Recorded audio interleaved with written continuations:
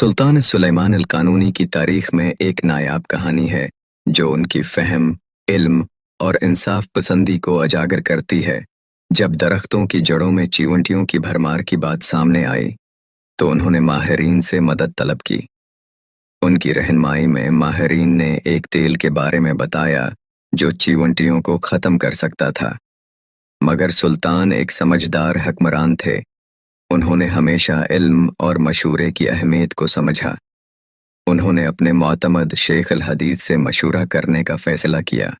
अगरचा वो घर पर मौजूद नहीं थे, सुल्तान ने एक पैगाम लिखा ताकि ये मालूम कर सकें कि क्या दरख्तों में चींटियों को मारना जायज़ है। शेख ने जवाब में फरमाया कि अगर अंदर इंसाफ का तराजो कायम हो तो चींटियाँ सिर्फ अपना हक लेती हैं। ये सच्चाई सुल्तान के दिल में उतरी, जिसने उन्हें ये सोचने पर मजबूर किया कि क्या वाकई इंसाफ का हक अदा हो रहा है। सुल्तान ने अपने सफ़र की तैयारी की ताकि वयाना को फतह कर सकें, मगर रास्ते में उनका इंतकाल हो गया। वापस इस्तांबुल लाया जाने वाला उनका जिस्म उनकी वसीयत के साथ मिला, जिसमें उन्होंने अपने संदूक को साथ दफन करने का कहा। उलमा ने सोचा कि ये हीरे जवाहरात क्यों दफन किए जाएं, मगर संदूक खोलने पर उन्हें हैरत का सामना करना पड़ा। संदूक में वो तमाम फतवे मिले जो सुल्तान ने उलमा से लेकर हुकूमती फ़ैसले किए थे।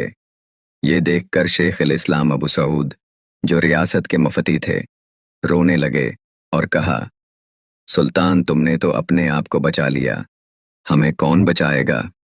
ये एक गहरे पैगाम की मानंद है कि इल्म, फतवे और इस्लामी अहकाम पर अमल करने की वजह से किसी हुक्मरान ने अपनी ज़िंदगी में भी इंसाफ की रोशनी को अपनाया।